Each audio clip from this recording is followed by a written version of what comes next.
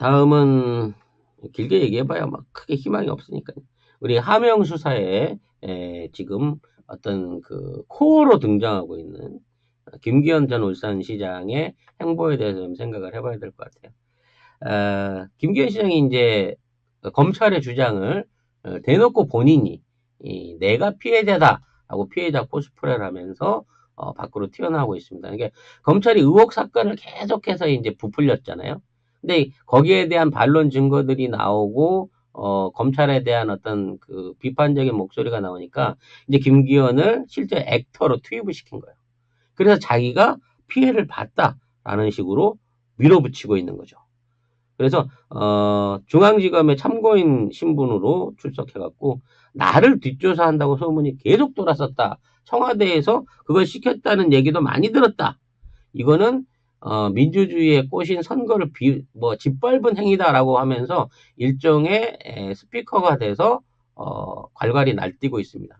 이렇게 되면 마치 김기현 시장이 자기의 선거에 선거 결과에 불만을 가지고 자기가 피해자로서 마치 지금 이 사건을 기소한 것 같은 분위기로 가고 있는데요. 전혀 아니죠. 네.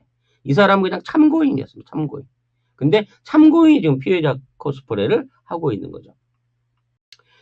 일단 제일 큰 문제가 김기현 시장에 관련된 고소 고발은 청와대의 첩보가 접수되기 이전부터 일단 지약사에 쭉 깔려 있었다는 거예요. 1년 전부터. 가장 대표적인 게 30억 받고 건설업자하고 이제 계약을 맺었다. 그러니까 다른 사람이 따간 공사를 뺏어오는 조건으로 30억을 주고 김기현 시장의 동생을 영입했던 건설업자 김응태 씨가 있어요. 네. 이분이 이 사람을 영입해갖고 공사를 뺏으려고 했더니 원래 공사를 받아간 쪽에 형이 있어갖고 못 뺏었다. 뭐 이 얘기인 건데 이 사람이 이제 증인으로 나서면서 김기현 시장 전 시장하고 맞짱을 뜨기 시작했습니다. 그러니까 제대로 사건에 직접 연루가 된 이 모든 사건을 일으킨 장본인들이 나서가지고 자기들이 얘기를 지르기 시작한 거예요. 일단 기본적으로 이 김응태 씨는 경찰이 이 부분 이 수수 여기 하기 전에 수사에 본격적으로 그러니까 청와대 이른바 하명 수사를 받아서 조사하기 이전에 검찰이 미리 얘기를 했고 조사를 했고 심지어 그 조사를 담당했던 강모 검사와 내가 여러 번 만나서 얘기를 했다. 이 부분에 대해서 대질할 용의도 있다라고 얘기를 꺼낸 거예요.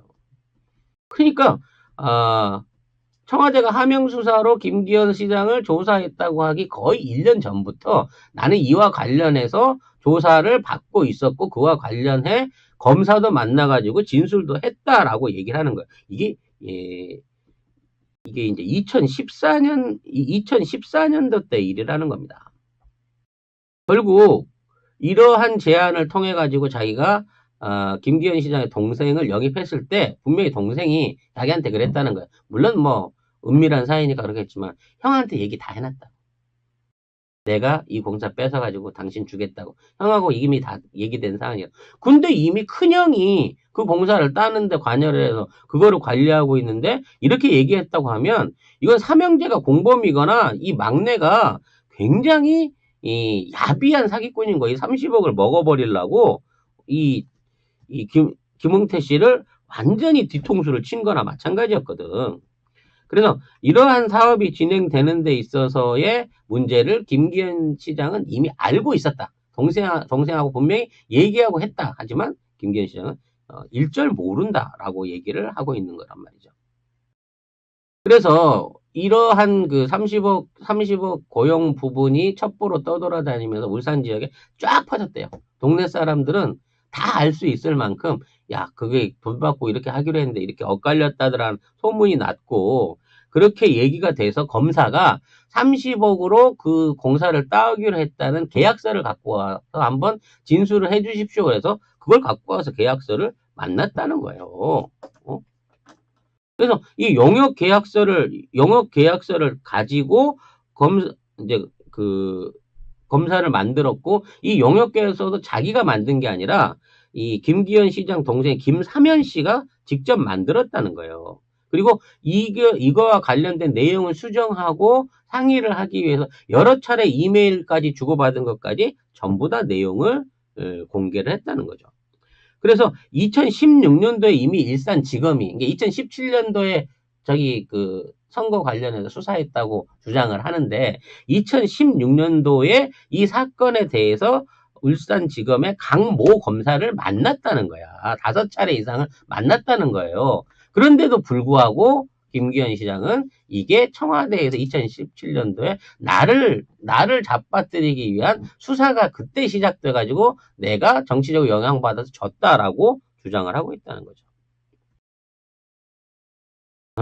이거는 너무 눈 가리고 아웅하는 거예요. 지금 김웅태 씨의 입을 막거나, 김웅태 씨가 지금까지의 태도를 완전히 바꿔서 나는 지난 2014년과 2017년 사이에 김기현 시장을 비롯한 이 모든 사건과 아무런 관련이 없습니다라고 얘기하기 전에는 이미 이 양반이 오픈해버린 자료나 정황이나 증거들이 이 사건을 함명수사로 끌고 갈 수 없다는 거를 명확하게 보여주고 있는 증거가 나온 겁니다. 근데 김기현이 나서서 언론 플레이를 하고 있고 언론은 김기현만 주목하는 이유가 뭘까요? 이거는 표창장 사건에서 증거가 없게 되자 최성해 총장의 진술만으로 모든 기소의 증거를 만들었던 검찰의 수법하고 똑같은 거예요. 근데 그거는 이른바 일종의 책을 잡을 수 있는 뭐 표창장이라든지 또 거기에 대한 합격에 영향을 미쳤는지 안 미쳤는지는 알 수 없지만 정황은 있잖아. 일단 합격을 했으니까. 합격에 관계가 없다고 하더라도 이게 연관이 있어서 됐다라고 있는 연결고리를 칠 수 있는 의혹을 만들 수 있는 증언이 충분히 가능했으나 표창장 관해서는 이거는 물리적 증거가 남아있는 명확한 사실이고 그 시점에 관련돼 연관돼 있는 사람이 그 증인이 사실상 100만 울산 시민이 다 증인이나 마찬가지인 상태의 사태인 건데 이거를 계속해서 하명수사 내지는 어떤 청와대 선거 개입 같은 탄핵 사유라고 얘기하는 쪽으로 몰고 가고 있다는 거고 종편과 검찰이 계속해서 이 분위기를 띄우고 있다는 거죠. 근데 너무 싸늘한 거야, 분위기가. 너무 사람들한테 안 맥혀요. 왜? 이미 이 거짓말쟁이 소년이 그동안 해왔던 증거가 너무 명명백백해진 데다가 자한당에서도 도와주는 의원이 한두 명밖에 없어. 진짜 협박받아서 억지로 끌려나와서 하는 의원들 한두 명을 빼놓고 나서는 아예 이 사건 자체에 발을 안 디딜라 그래. 왜? 증거가 너무 명확하거든. 뭐 이와 관련된 여러 가지 내용들은 많이 있습니다만 일단은 하명수사 자체가 증거가 없어졌기 때문에 그 사명수사를 직접 지휘하다가 검찰 조사 직전에 자살을 했다고 하는 수사관 A씨에 관련된 내용들도 이미 확실한 증빙 증거가 없는 거예요. 연관성이 없다고 봐야 맞는 거거든요. 그럼에도 불구하고 얘들은 지금 이 논리를 못 놓고 있다는 겁니다. 왜? 여기서 놓게 되면 여기서 기부업 하는 순간 이 모든 게 역감찰을 통해 가지고 거꾸로 떨어질 거거든. 지금 있는 상황에서 손을 대게 되면 정치력으로 무모했다고 얘기하기 때문에 자, 네가 어디까지 이걸 끌고 가나 보자라고 보고 있는 거고요. 이게 재판으로 넘어가든 구속 기소로 넘어가든 법정으로 넘어가게 되면 이건 한 방에 끝날 일이에요. 증거상으로. 이건 조국 교수 일가하고 문제하고는 또 다른 거야. 이거는. 너무 공개적인 내용이라서. 그럼 이거를 몰고 갈 수가 없는 정황에서도 계속해서 이걸 부풀리고 있는 건 뭐냐. 어떻게 해서든 검찰 개혁에 그러니까 공수처 설치와 지금에 있는 검경 수사권 부분만이라도 자기들 쪽에 유리한 쪽으로 갖고 가고 싶은 거예요. 최소한 정치력을 미칠 수 있는 선거 부분이라든지 뭐 이런 자기들이 지금 정치에 관여할 수 있는 권한을 최소한 잃지 않으면서 그 권한을 유지하면서 검찰의 기득권을 유지하기 위한 마지막 발악을 하고 있는 거란 말이죠. 근데 안 된다는 거야. 이미 늦었다는 겁니다. 이와 관련해서 이제 전방위적으로 이제 얘네들의 시나리오는 한 번에 터져야 될 세 가지 시나리오가 엇갈리게 따로 놀고 있습니다. 일단 표창장은 1차 기소가 실패했는데 이걸 2차 기소를 다시 했어요. 그래서 2차 기소 내용에서는 이제 공소장 변경이 안 되기 때문에 전혀 새로운 내용으로 기소를 했는데 이거는 가장 기본적인 일사부재리 원칙에서도 어긋납니다. 그리고 거기에서 수집돼서 쟤네들이 증거로 내놓을 수 있는 증거도 없겠지만 그러한 증거 수집 행위나 그러한 증거들을 법적으로 활용할 수 있는 소지가 없는데도 2차로 정경심 교수를 다시 기소를 했어요. 표창장 위조. 왜 이렇게까지 무리를 하는 걸까요? 뭐 하나라도 지금 무너지면 안 되기 때문에 억지로 떠받들고 있는 겁니다. 그 논리를. 표창장은 위조됐다라는 논리를. 근데 이게 법이 제대로 판단을 하게 되면, 아니면 상식적인 판단을 해서 이건 말이 안 되는 기소인데 이걸 억지로 끌고 가고 있는 거예요. 지금 두 번째로 조국 교수하고 연루돼 있었던, 그러니까 정경심 교수의 펀드에 관련된 의혹을 조범동하고 엮어갖고 수사하기 위해서 조범동이 일부 공범 혐의를 시인했다라고 이거를 막 언론 프레이를 하고 있습니다. 시인한 거 없어요.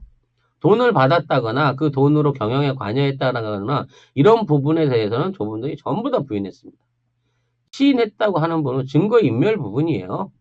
그 증거인멸 부분이라는 게 이러한 내용을 감췄다든지 이러한 내용은 내가 거짓말을 했다든지 이러한 내용을 알려주지 않았다 등등 이 진술의 변화가 있는 부분을 증거인멸로 몰아가고 있는 겁니다. 물리적 증거 하나도 없어요. 근데 기사로는 공범임을 인증했다고 나옵니다. 공범임을 인증했으면 기소를 해갖고 같이 거기에다가 뭐 공범 내지는 뭐 참고인으로 해갖고 같이 올렸어야 되잖아요. 기소장에. 정경심에서 안 올라있다니까. 근데 그게 연관 있는 것처럼 만들고 있어요. 그리고 엊그제 조국 교수를 억지로 소환을 해가지고 또 11시간 진술을 받았죠. 진술을 받았는데 이번에는 구체적인 진술이 있었다라고 주장을 하고 있습니다.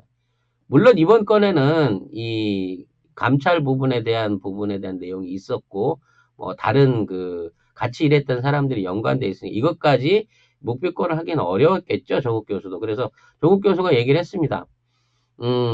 이게 문제가 된 부분에 있어서는 최종 책임자로서 자신의 책임을 통감하는데, 절차상으로는 아무런 문제가 없는 것으로 자기는 생각하고 있다라고 얘기했는데, 언론 프레이는 조국 자기 책임을 인정했다라는 식으로 이게 거꾸로 흘러나오고 있습니다. 근데 이 셋 다 전부 모든 이게 법적으로 이거를 기소하거나 뭐 처벌을 하거나 법정 싸움을 해갖고 갈 수 있는 상황이 안 되고 있는 거예요. 셋 다 무너져 버린 거예요. 원래 이 세 개가 차분하게 사다리처럼 됐어야 되거든. 자, 표창장 위조로 도덕성 떨어뜨리고 그 다음에 이제 그 높은 자리에 있을 때 주식 투기해갖고 돈 끌어다닌 걸로 해갖고 공직자 윤리법 걸어놓은 다음에 마지막으로 청와대 하명 수사 진행하면서 자기들이 봐준 게 청와대 윗선, 그러니까 아니 그 정무비서실 윗선이면 뭐 대통령밖에 더 있나? 대통령의 하명을 받아갖고 김기현을 죽이려고 이러한 불법 선거에 개입을 했다라는 이 프레임을 한꺼번에 끊어내야 되는데 요게 중간중간 다리가 다 잘려버린 상태에서 이 사건이 끝나야 되는데 이걸 붙들고 종결을 안 하고 있다는 거죠. 이것도 마찬가지입니다. 자한당이 하는 짓거리들과 마찬가지입니다.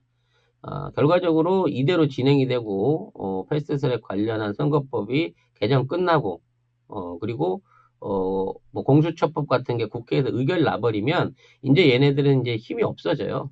만일 여기를 이제 강행 돌파를 합의 돌파를 하던 선거법이 끝나고 났는데 지금 자한당에 있는 의원들이 이 대여 투정 내지는 검찰 지원해 준다고 청와대나 여의도나 국회를 상대로 언론 프레이 해주고 이럴 것 같습니까? 자기 지역구로 다 내려가 버려요. 나 모르는 일 됩니다. 검경 수사권 그거 결의만 나게 되면 그 법에 맞춰가지고 지금 있는 권한들 전부 재조정되고 그동안 미결로 남아있던 거 진행 안 되고 있던 수사들 계속 나가게 될 거예요. 조국 교수 관련한 내용 재판 진행돼서 기소 못하고 불기소 결정이 나거나 아니면 재판에서 지게 돼갖고 증거 부족으로 해갖고 기각되게 되면 거기에 대한 역풍 그 담당했던 기자들이 다 기자란다. 검사들이 다 뒤집어 써야 됩니다. 이미 그런 분위기를 느끼고 있기 때문에 언론들도 여기서 다 손을 뺐어요. 전부 다 김건모와 바나나 얘기만 하고 있습니다. 현재. 그렇게 되다 보니까 검찰이나 윤석열 입장에서는 제발 나를 좀 잘라줬으면 좋겠다는 거지. 지금 있는 상황에서 이 모든 불명예와 책임을 다 뒤집어 쓰느니 나를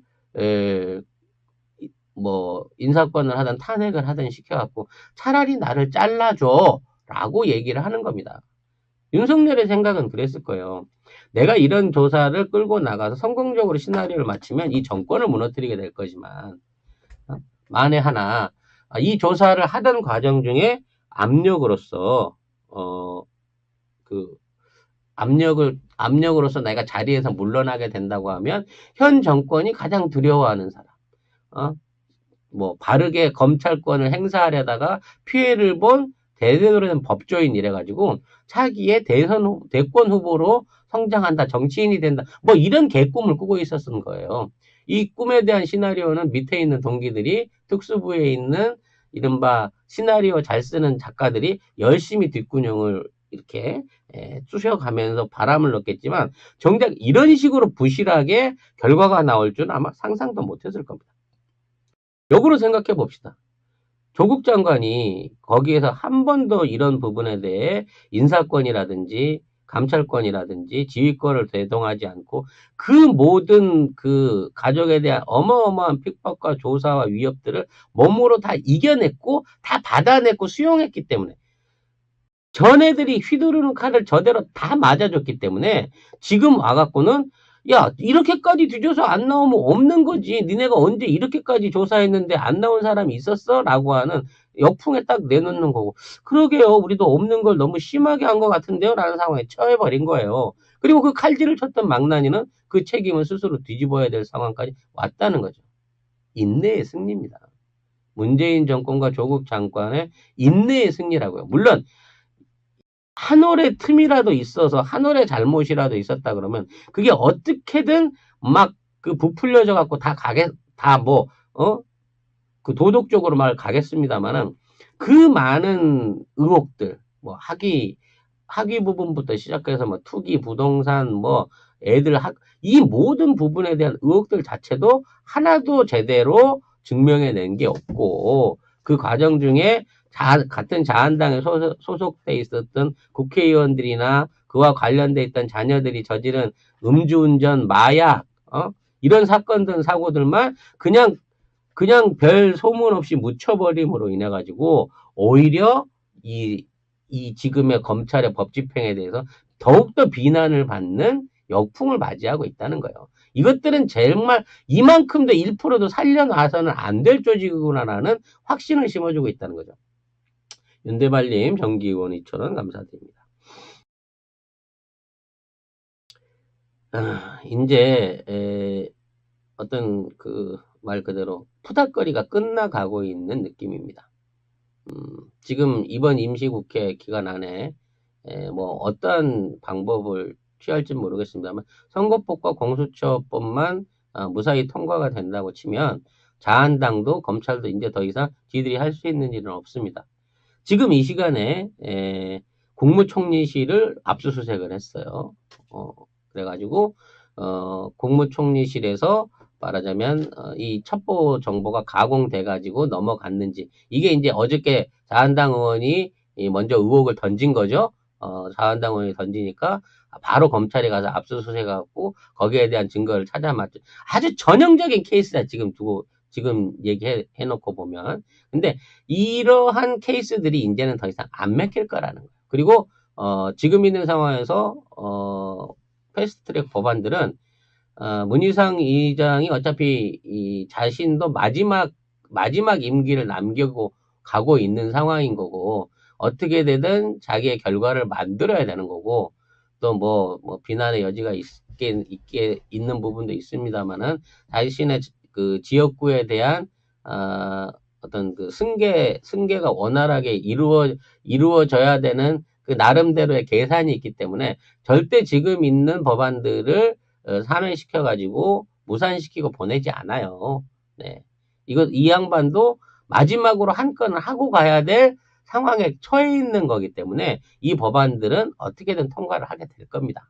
그리고, 선거법이 먼저 통과가 되게 된다 그러면 사실 공수처법에 대해서는 자한당이 더 이상 열심히 노력해갖고 검찰을 변호해야 될 아무 이유가 없어요. 선거법 딱 끝나게 되면 선거법 맞춰서 나는 고향 가야 돼. 공수처법 그거 나 없어도 의결되면 나 걸서고 기권할 테니까 그 알아서 펴거라라고 고향 갑니다. 이제 총선 이제 몇 달 남았다고요. 네, 넉 달밖에 안 남았습니다. 선거법만 이번 주 안에 해결된다고 치면 공수처법은 자동으로 저항 없이 통과된다라는 점을 저는 예언해 드릴 수 있어요. 그래서 어떻게든 2주 안에 뭐 오명을 쓰든 무슨 무력으로 저쪽이 버티고 나간다 그러면 그 다른 방식 4대1 4+1 아니면 무슨 합의안을 어떻게 도출해내든 아무튼 이번 임시국회 임기 안에 반드시 성공시켜서 이 개혁에 마무리를 지어야 된다. 이 광란의 푸닥거리에 마침표를 찍어야 된다라는 생각이 들게 됩니다. 지금 정치적인 이슈가 사실 이거 하명수사 이걸로만 해갖고 조국 교수, 조국 후보자 그 당시에 언론 보도 막 100만 건 때릴 때 그때 열기로 몰고 가야 이게 그 검찰이 그리는 윤석열이 그리는 그림인 건데 이미 김건모도 못 이기고 있다. 왜 자꾸 김건모가 나와요? 난 진짜 우리 작가님 입에서. 우리 친구 건모가 너무 불쌍해서 언급도 그래요. 하지 마세요. 네, 그 변호사 친구 때문에 작은 게 온 국민한테 밝혀져 버렸잖아. 그 점이 너무 마음이 아파서 그렇습니다. 이런 방송을 내보내고 있는 종편, 그리고 그런 방송을 통해 가지고 자기 자신의 어떤 이걸 영달이라고밖에 생각할 수 없는데 온 국민을 정말 그 부도덕한 프레임 안에 놓고 시선을 돌리려고 하는 저런 B급 방송들이 판치는 세상 속에서 여러분들이 우리 검찰 개혁과 또 어떤 총선 승리를 위한 어떤 각오만큼은 다져주시라. 이 정치 코미디, 이 재미없지만 사실 보고 있는 재밌는 자한당과 검찰의 동반몰락에 대해서 여러분들이 꾸준한 관심을 가져주시라는 말씀을 드리려고 합니다. 올해 이번 주에는 정치 이슈가 별로 나타나질 않아요. 네. 노승일 K스포츠 재단 부상. 노승일 의원이 이제 권은희 의원 아니고요. 아니지 후보자가 아니 후보도 아직 안 했죠. 후보로 나서서 권은희 의원의 지역구에 가서 한번 붙어보겠다고 합니다. 네. 네, 출마하신다고. 네. 아마 앞으로 이제 이런 뉴스들이 더 큰 뉴스가 될 거예요. 정세균 의장이 비오는 종로에 누가 그 자리를 차지하고 정세균 총리 후보자겠죠. 그렇죠. 의장은 아니고요. 전 의장이 이 종로를 비우게 됐을 때 그 자리에 누가 거기서 대리 매치를 할 거냐부터 시작해서 앞으로 총선에 관련된 이슈들이 이 국민들의 관심을 더 끌게 될 거고요. 저들이 계속해서 알리고자 하는 일종의 정보 조작은 이미 실패했다. 그리고 언론도 정치권도 2주가 지나고 나면 협조하지 않는다. 다음 주부터 니들은 절벽이다 라고 하는 일종의 선언을 마지막으로 이번 방송을 마칠까 합니다. 정말 황 대표님 표정 보셨어요? 너무 좋으시던데? 굉장히 뿌듯해 하시더라고요. 굉장히 행복해 하더라고. 진짜 그렇게 그 정도로 순수하실 줄 몰랐습니다. 교회 친구들과 함께라면 어디라도 상관없어 이런 표정이시더만. 네, 아무튼 황 대표님의 남은 활약 앞으로 4개월 동안 더욱더 관심과 기대를 갖고 지켜볼 테니까 지금처럼만 계속 해주시라 라는 부탁을 드리고 싶습니다. 네. 오늘 방송은 여기서 이걸로 정리하고요. 다음 방송이 있습니다. 네. 우리가 빠뜨려 놓고 가면 안 되는 1번. 네. 1번. 네, 1번. 네, 우리 아베 형님의 근황에 대해서 우리가 꼭 좀 알고 넘어가야 돼요. 사실 요새는 일본 뉴스가 저한테는 희망이자 기쁨입니다. 우리가 일본을 따라잡는 그날을 카운트다운 하면서 하는 일본 응애 방송 30분 후에 진행할 테니까요. 그리고 윤대발님께서 지금 다음 주 녹음 날은, 방송 날은 크리스마스라고 하시는데, 이게 이제 그것 때문에 일정이 좀 확정이 안 됐는데요. 다음 주 녹음은 하루 미뤄서 26일 날 하게 될 수도 있습니다. 일단은 저희가 커뮤니티에 변경된 일자를 올려드릴게요. 네, 여기가 이제 칼같이 휴일은 쉬기 때문에 수요일 날 방송은 어려울 것 같고요. 목요일 날 방송을 대체하는 쪽으로 계획을 잡아서 준비를 하도록 하겠습니다. 방송 스트리밍, 세 번째 스트리밍 언제 오시는 거예요? 네, 정확하게 3시 15분에 시작하도록 하겠습니다. 네, 알람 올릴 거예요. 세 번째 스트리밍 때 뵐게요. 네. 감사합니다. 감사합니다.